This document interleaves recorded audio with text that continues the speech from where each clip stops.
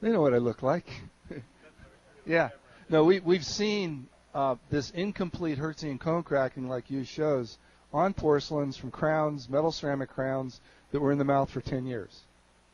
My point is that the depth of that damage is only 20 micrometers. It doesn't absorb water and blow up and go down to the metal. So I don't think that a Hertzian cone crack has never been shown to go down and cause bulk fracture. The only Hertzian cone crack we've seen in the literature from the Quinns was shown to be after the bulk fracture. You've got two pieces, and now a piece chips off. So that failure mechanism I really discount. However, what he's done also cures the failure mechanism that I see as happening. So normally I just stay silent on that. But the thing that I think needs to be corrected is the NYU group with their chipping with this mouth motion on zirconia. They'll show that a lithium disilicate crown is more durable than a zirconia crown is because of this contact damage that's unrelated to anything that's happening in the mouth.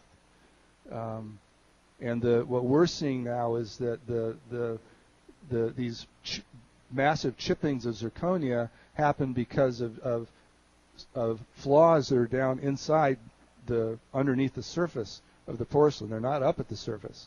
And that's what Suzanne's seen, that's what Michael Swain has seen, that's what we've seen. Yes, is this working?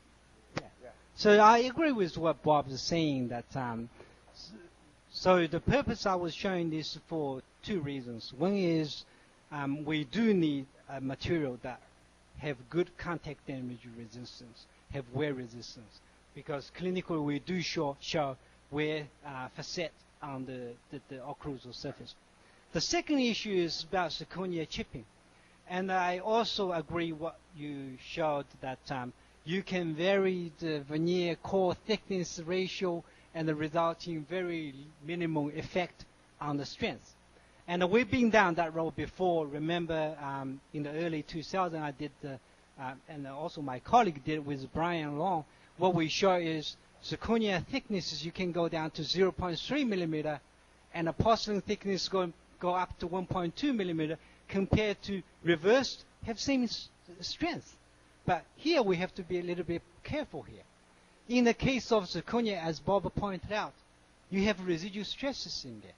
Comes with two issues. One is coefficient of thermal expansion mismatch, because we deliberately use a low CTE porcelain to introduce compressive stress on the surface to suppress fracture. The second one is due to the low thermal diffusivity of the zirconia core. And you may turn around to tell me what's so low about this. It's got same low thermal diffusivity as porcelain. But the problem is now, one side of porcelain sees the atmosphere of the furnace. The other side of porcelain sees the zirconia, which has a tremendous amount of heat you shot there. Now, with this combined stress in there, if you have a thin porcelain veneer, it is true that a low CTE porcelain will give you a compressive stress in the porcelain veneer.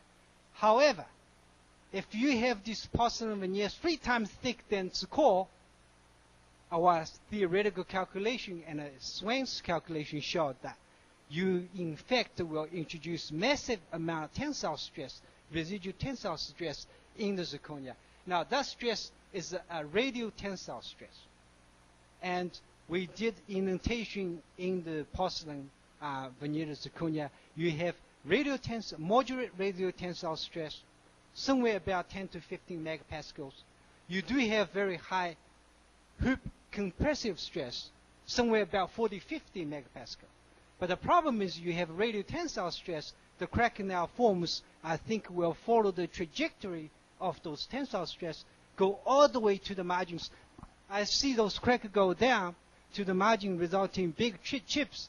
One is, I think, guided by tensile stress. Two is determined by high modulus and toughness zirconia. So the crack now will not dare to go near the core material because it's much tougher and a high stress shielding effect. So by these two combined, it goes down, chip out deep. Some of them even go down to the margins. So I do disagree that lithium disilicate materials cannot directly, agree with lithium disilicate may not be able to directly compare to the zirconia issues, and because zirconia have a tremendous amount of residual tensile stress in there, and of course you can slow cooling may reduce some of those issues. The other thing that Yu has done, and he briefly touched on it, so if it's okay, I'll elaborate just a little bit. Why does ceramics wear teeth? Historically, the old Ceramco 2 porcelain horribly wore teeth. Okay, it had very large grains of lucite that would micro crack during cooling around the lucite, and you had lots of micro cracks in the material before you even put it in the patient's mouth. Okay, with the mechanism he's showing that we've seen, you do open up those cracks, you chip out material, it becomes very, very rough and abrasive. So if a ceramic does not break down on a large scale, if it breaks down on a very fine scale, that's similar to having a polishing paper against your tooth instead of a sandpaper or abrasive paper. The graded structure, I would think, since it's made up of very fine materials to begin with, and it's resisting the formation of these surface cracks, is not going to break down. Or if it does break down, it'll break down on a very, very fine structure. So my guess is that the graded structure is going to be very wear kind. On the other side, where the radial crack comes from, remember the finite element modeling teaches us that it's the stress for the breaking comes from the difference in the elastic modulus across an interface.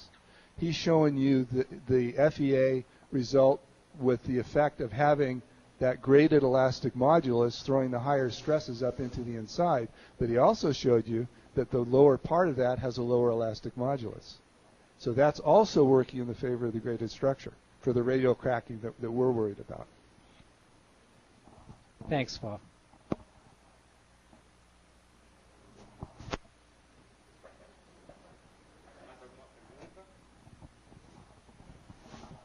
Mais alguma pergunta? Any questions here? Can we have a break? So we will have a break, 20 minutes break, and we'll be back at 4:40. 4:40. Estamos de volta.